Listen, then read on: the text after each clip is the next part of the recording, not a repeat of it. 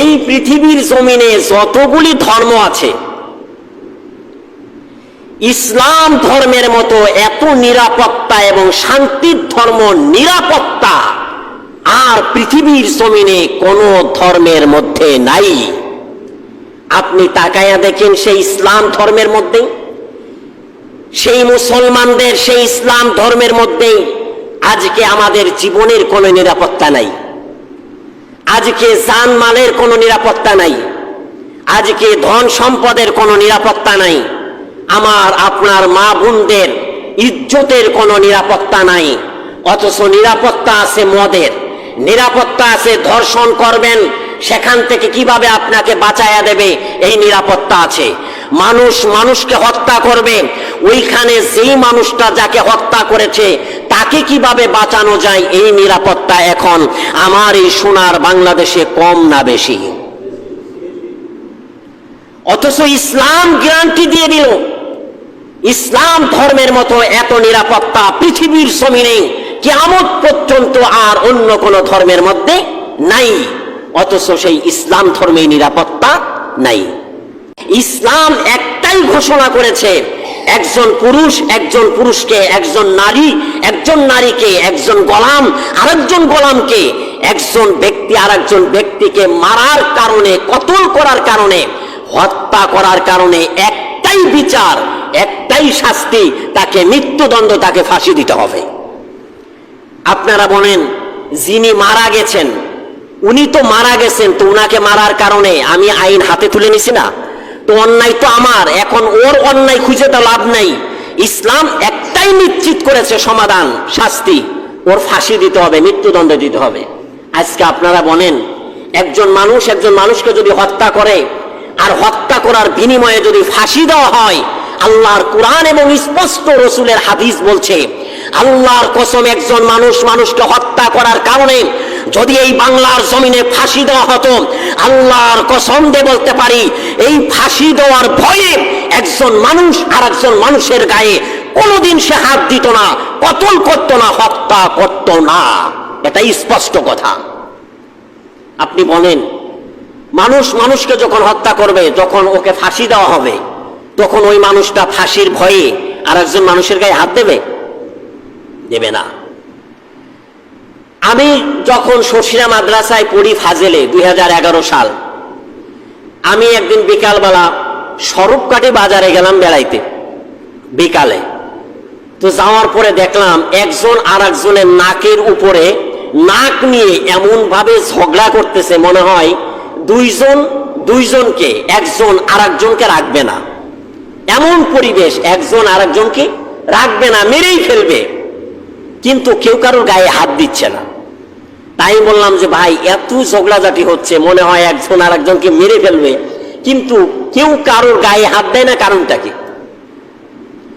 তো সেখানে ওই লোকটা বলল, হুজুর আমাদের এই সরবকাঠির মেয়র একটা আইন পাশ করছে, আইনটা হলো যে যার গায়ে আগে হাত দেবে, হাত দিলেই 10,000 টাকা জরিমানা। আপনি যদি তার গায়ে আগে হাত দেন তাহলে কয় হাজার জরিমানা?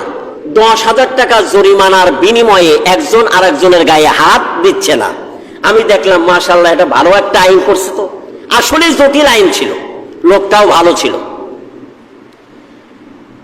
আপনি দেখেন আজকে কোরআন আল্লাহর হাদিস কত সুন্দর আইন পাশ করছে। আপনি চুরি করলে আপনার হাত কেটে দেওয়া হবে। আপনি যদি দ্বিতীয়বার চুরি করেন আপনার আরেকটা হাত কেটে দেওয়া হবে। আপনি যদি তৃতীয়বার চুরি করেন আপনার একটা পা কেটে দেওয়া হবে। আপনি যদি চতুর্থবার চুরি করেন তাহলে আপনার পরের পাটাও কেটে দেওয়া হবে। এরপরে যদি আপনাকে চুরি করতে দেখা যায় তাহলে আপনাকে শুলে চড়ানো হবে, তাও ইসলাম ছাড় দেয় নাই। জিনার প্রসঙ্গে ইসলাম বলছে, যদি কোনো অবিবাহিতা নারী এবং পুরুষ যদি জিনা করে তাহলে 100টা বেত্রা আঘাত করো, বেত্রা আঘাতের মাধ্যমে যদি মরে যায় যাবে।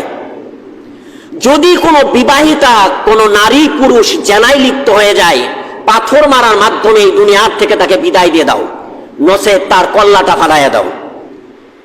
স্পষ্টভাবে বলা যায় ইসলাম এমন শান্তির ধর্ম, আজকে ইসলামের এই আইনগুলো যদি পরিপূর্ণভাবে বাংলার জমিনে থাকতো, তাহলে আমার আপনার মা বোনেরা ঘরের দরজা খুলে শুয়ে থাকতো, কোন পুরুষ কোন ঘরের দিকে তাকানোর সাহস পেত না।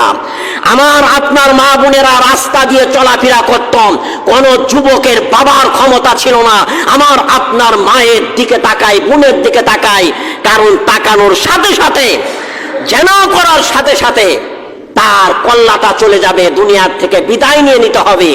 এই ভয়ে একজন পুরুষ কখনোই নারীর দিকে তাকাতো না।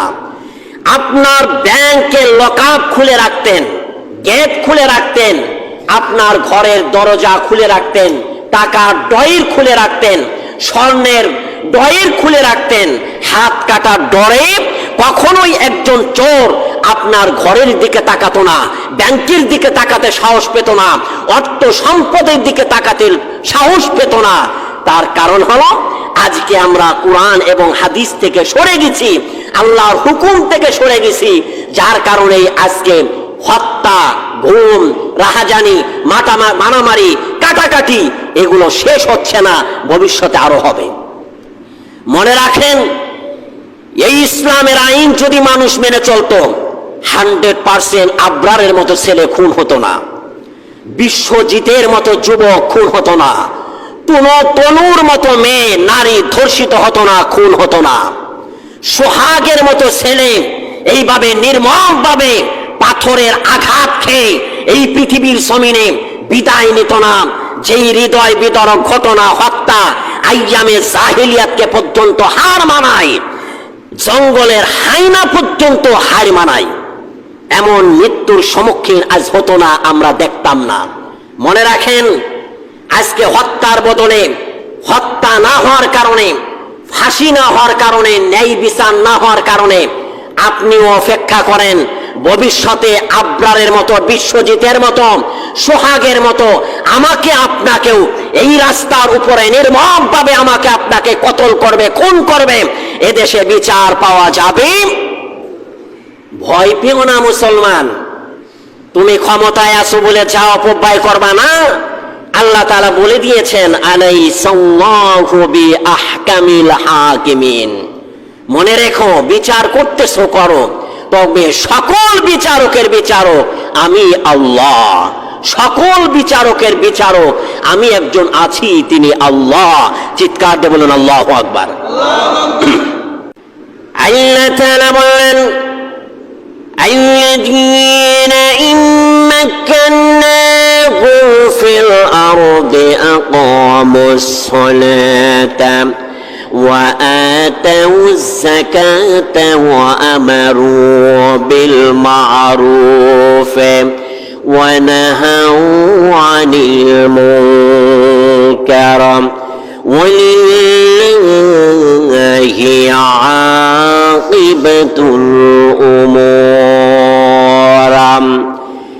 আল্লাহ তাআলা বলেন, একটা মুসলিম দেশে আমি আল্লাহ তাআলা যাকে শাসক নিযুক্ত করলাম, যেই শাসক হবে, যেই বাদশাহ হবে, যেই প্রেসিডেন্ট হবে, যে মন্ত্রী হবে, আমি আল্লাহ তাআলা তার উপরে 4টা হুকুম দিয়ে দিলাম। আর 4টা হুকুমের মধ্যে একটা হুকুমের নাম হলো, সে সর্বপ্রথম তার জাতীয় সংসদে নামাজের আইন পাশ করবে। 2 নাম্বার, সে যাকাত আদায় করবে। 3 নাম্বার, সে ওই দেশে সৎ কাজ করবে। 4 নাম্বার, ওই দেশে যত অসৎ কাজগুলি হয় তা একটা একটা করে দূর করে দিবে। আজকে স্বাধীন হয়ে গেল এই বাংলাদেশ 55 বছর। এই 55 বছরেও আজ পর্যন্ত কোন প্রেসিডেন্ট, কোন মন্ত্রী, এই বাংলার জমিনের প্রধানমন্ত্রী, প্রেসিডেন্টও আজ পর্যন্ত নামাজের আইন আপনার জাতীয় সংসদে পাশ করে নাই। করছে নাকি? করে নাই। তবে হবে, এই বাংলার জমিনে যদি কোনো ইসলামিক, যদি কোনো প্রেসিডেন্ট আসতো, ইসলামিক দল যদি ক্ষমতায় আসতো, আল্লাহর কসম নামাজের আইন জাতীয় সংসদে পাশ হয়ে যেত, এই জেনা বন্ধ হয়ে যেত, এই লুটপাট চাঁদাবাজি বন্ধ হয়ে যেত, আমার আপনার মা বোন রাস্তা দিয়ে হাঁটতো, মা বোনের দিকে তাকানোর, চোখ তুলে তাকানোর ক্ষমতা থাকতো না। জিনা, ব্যভিচার, সুদ, ঘুষ, চাঁদাবাজি, মানুষ হত্যা সব বন্ধ হয়ে যেত। এই বাংলার জমিনে যদি কোনো ইসলামিক দল ক্ষমতায় আসতো,